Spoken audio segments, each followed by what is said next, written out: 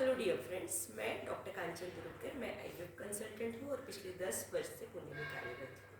हम एक सीरीज़ आज से चालू करने वाले हैं और जिसमें हम रोज़ एक फीमेल इनफर्टिलिटी के कारण के बारे में बात करने वाले हैं। और फीमेल इनफर्टिलिटी मतलब कि महिलाओं में जो भी प्रेगनेंसी नहीं रहने के कारण है उसके बारे में एक एक कारण के बारे में हम रोज़ बात करने वाले हैं और उसका डिटेक्ट हम कैसे कर सकते हैं, उसका ट्रीटमेंट हम कैसे कर सकते हैं, ये सारी चीज़ें हम इसमें बात करने वाले हैं। सो आज हम फर्स्ट मोस्ट कॉमन जो है वो फर्स्ट लेते हैं। आज हम लेते हैं पीसीओएस के बारे में। पीसीओएस जो है वो आजकल कॉमनली हमें मिल रहा है और वो उसके वजह से ओवुलेटरी डिस्फंक्शन होने की वजह से प्रेगनेंसी नहीं रहने का कारण हमें ज़्यादा मिल रहा है। पीसीओएस क्या है? PCOS is polycystic ovarian syndrome. अभी पॉलीसिस्टिक ओवरीज मतलब क्या कि ओवरीज जो है नॉर्मली या ओवरीज जो है मतलब जिसे हम अंडाशय कहते हैं, वहाँ से हर महीने में एक एग रिलीज होता है और ये एग जो है वो फैलोपियन ट्यूब में आने के बाद अगर नॉर्मल कांटेक्ट होता है और स्पर्म्स से कांटेक्ट होने के बाद अगर एम्ब्रियो बन के इम्प्लांट होता है तो प्रेगनेंसी होती है। पर पीसीओएस में क्या होता है कि बहुत सारे एग्स होते हैं जिसको हम एएफसी कहते हैं, एंटर फॉलिकल काउंट, ये मोर देन 20 होता है।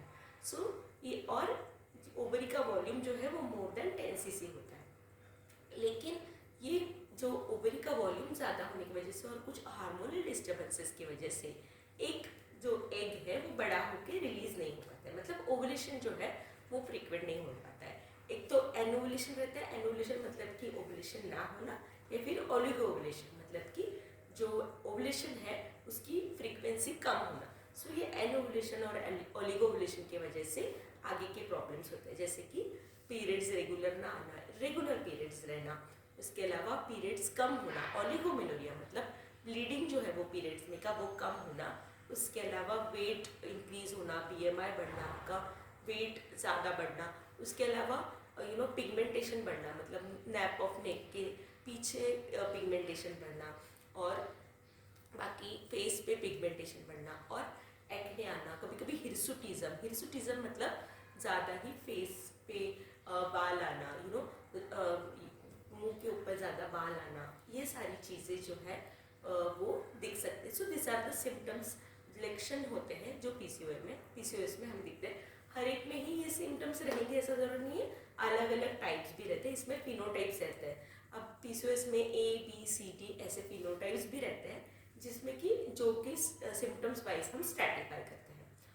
अब पहले तो हमने मेन कारण देखा पीसीओएस में कि ओवुलेशन नहीं होने की वजह से प्रेगनेंसी नहीं होती है।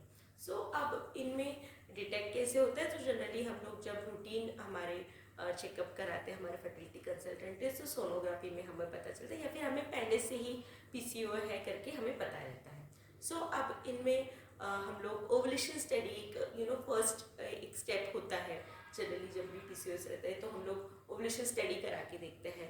तो ओवुलेशन स्टडी के लिए पहले हम लोग ओरल ओवुलेशंस देते हैं, उसमें लेट्रोज और क्लोमिफेम साइट्रेट, ये ओरल ओवुलेशंस जो है हम लोग देते हैं।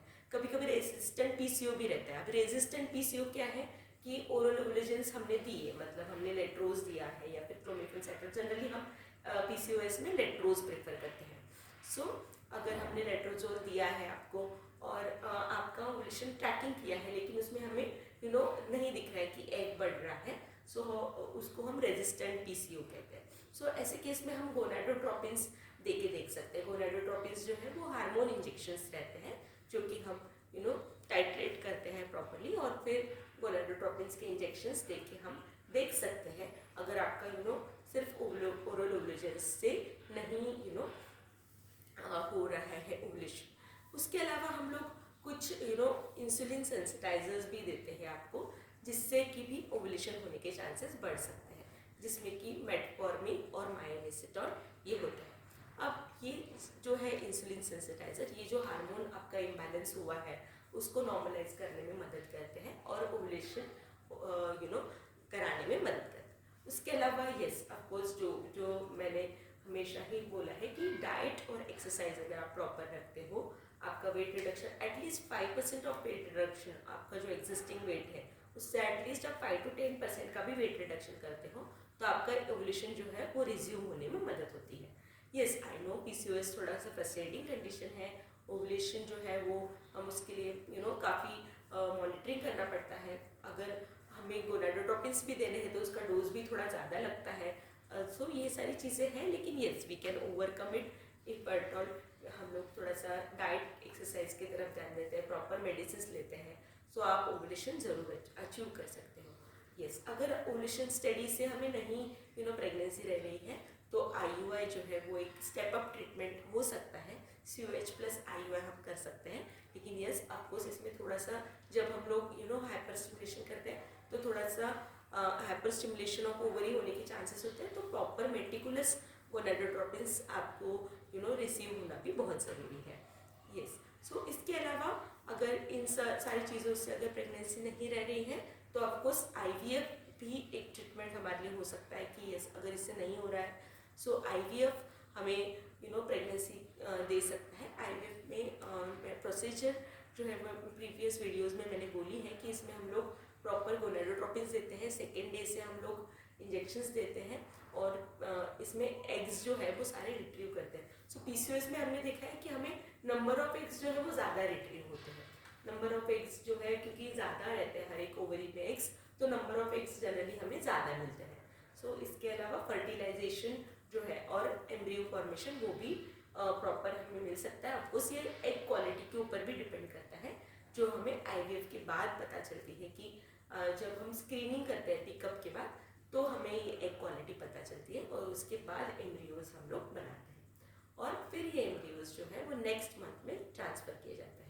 सो एंटागोनिस्ट प्रोटोकॉल ये बेस्ट प्रोटोकॉल होता है कोई भी IVF पेशेंट के लिए, क्योंकि उससे हाइपर स्टिमुलेशन या फिर OHSS का रिस्क जो है वो काफ़ी कम हो जाता है।